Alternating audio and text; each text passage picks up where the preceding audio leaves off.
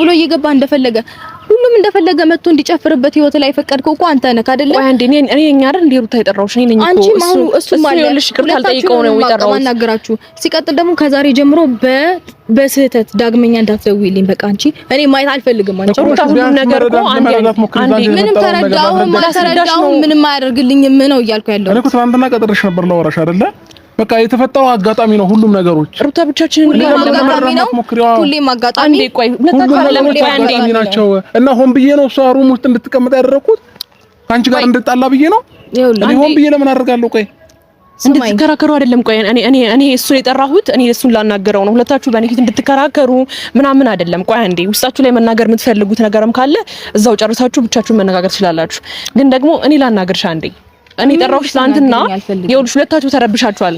እኔ አቤል፣ ብሩክ፣ እዩ ቢያንስ ያለውን ነገር ያስብነውን ነገር እናውቃለን።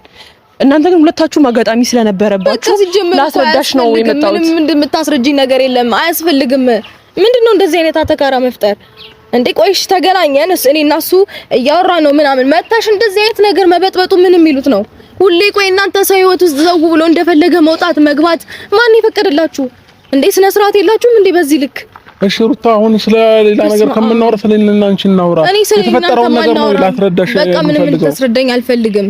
ገባ አይደለ? ምንም ልታስረዳኝ አልፈልግም። ሲጀመር አንተ ህይወት ላይ ምንም አይነት ገደብ የለህም። ማንም እንደፈለገ መጥቶ ሲገባ ሲወጣ እንደፈለገ ሲሆን ካንተ ጋር ኖርማል ነው። ቆይ ተረጋጊ። አንዴ ልንገርሽ፣ ሁሌ ለምንድን ነው እንደዚህ ንዴት የምትይው? ቆይ አንዴ ልታዳምጪኝ ጥሩ ነገር አድርገሽ እንደሆነ ነው እንዴ አስበሽ እኔ እንደዚህ በዛ ታይም ተናደሽ ስለነበረ ነው። አሁን ቢያንስ ተረጋግተሻል። ቢያንስ አድሯል ነገሩ። ተረጋግተሽ ልታዳምጪኝ ቢያንስ ሞክሪ። አሁንም ቢሆን ነገሩ እንዲስተካከል ነው እየነገርኩሽ ያለሁት። ላስረዳሽ የሞከርኩት እንደዚህ አይነት መልስ እንድትሰጪኝ አይደለም። አንድ ነገር ልንገርሽ፣ የሆነ ነገር ትረዳለች ብዬ ነው ያሰብኩት። ቢያንስ እኔ ቪዲዮውን ስላየሁኝ ነው አይደል ዛሬ ይቅርታ ስጠይቅኝ እሺ ብዬ ይቅርታሽን የተቀበልኩት።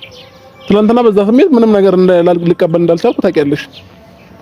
ስለዚህ ቪዲዮውን ሳየው ግን አንዳንድ ነገሮች ስለገባኝ ነው በቃ የተረዳሁሽና ይቅርታሽን የተቀበልኩት ማለት ነው። እሱም አንቺ ስለሆንሽ ነው፣ ሐሳቡ አንቺ እንዳልሆነ ስለገባኝ ነው። እንደ ወንዶቹ ቢሆን ግን ማናቸውንም አልሰማቸውም ነበር።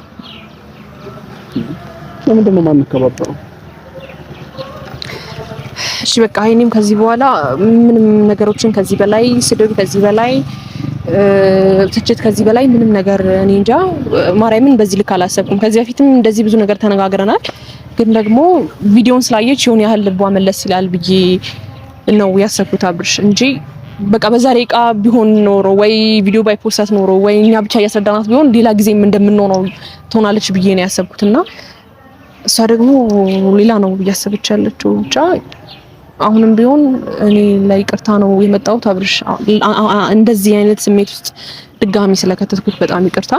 አይለመደኝም እግዚአብሔርን። ከዚህ በኋላ ምንም እሷንም ለማግኘት ሆነ ሁለታችሁንም እንትን ለማለት በቃ አይመለከተኝም ከዚህ በኋላ ያለው ማለት ነው። እኔም የራሴን ኑሮ እኖራለሁ። እኔም በዚህ ልክ መገፋት፣ በዚህ ልክ እንደዚህ እሷ ስትናገረኝ ዝም የምለው አብርሽ በአንተ በኩል ስለማውቃት ነው እንጂ የሆነ መጥፎ ቃላቶች መወርወር ሰውን ከማስገመት ሰውን የሆነ መጥፎ ነገር ከማስባል ውጪ ምንም ኳሊቲ የሚጨምር ነገር ስለሌለ ነው ዝም የምላት።